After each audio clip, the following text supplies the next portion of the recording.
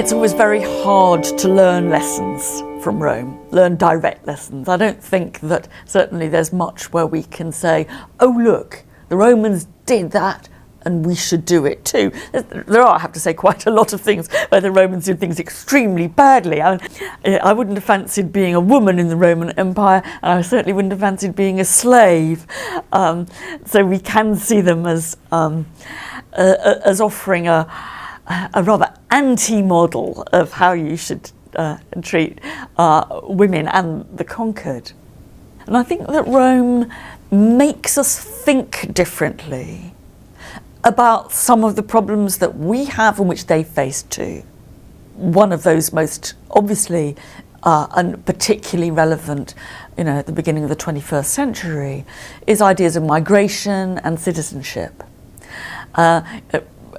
Currently, refugees, asylum seekers, economic migrants, one of the biggest crises that certainly the continent of Europe, but also the world more widely, faces. It's, I think, for me, very instructive to look back to Rome and to see in Rome a world where there was no such thing as an illegal migrant.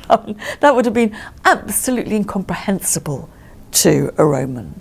Where there was free movement of people, where people were granted citizenship by the Romans very freely. There was no such thing as a citizenship test. You didn't have to salute the flag, you didn't have to sing the national anthem, you didn't have to pay a fee.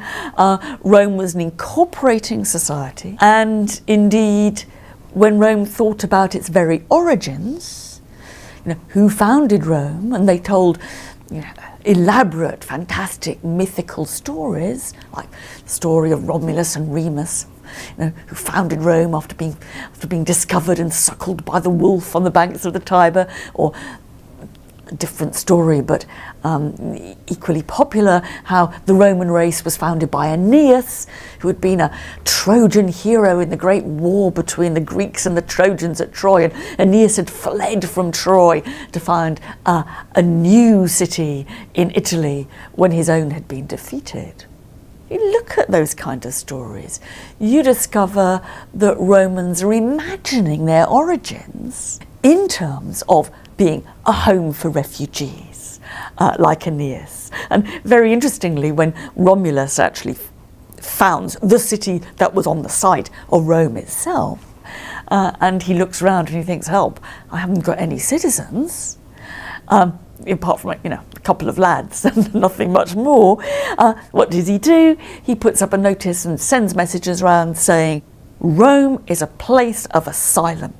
Any runaway, any criminal, any asylum seeker can come to Rome and be a Roman citizen. It's quite extraordinary to see, for me, a culture which traces its origin back to migrants and refugees and asylum seekers. I think it's very important to say we can't just take that as a model of what to do ourselves. It would be slightly crazy to say, oh, because Rome was an open city and welcomed asylum seekers, etc., so should we. We're living in a different world. But I think what's important is simply the realization that there is another culture back there that had a very, very different view from the view that we now tend to hold. And it helps you put that view, your own view, in perspective. It helps you to see that view from the outside. The Romans would look at us and they'd look at what's happening on the beaches of Europe and the Mediterranean Sea,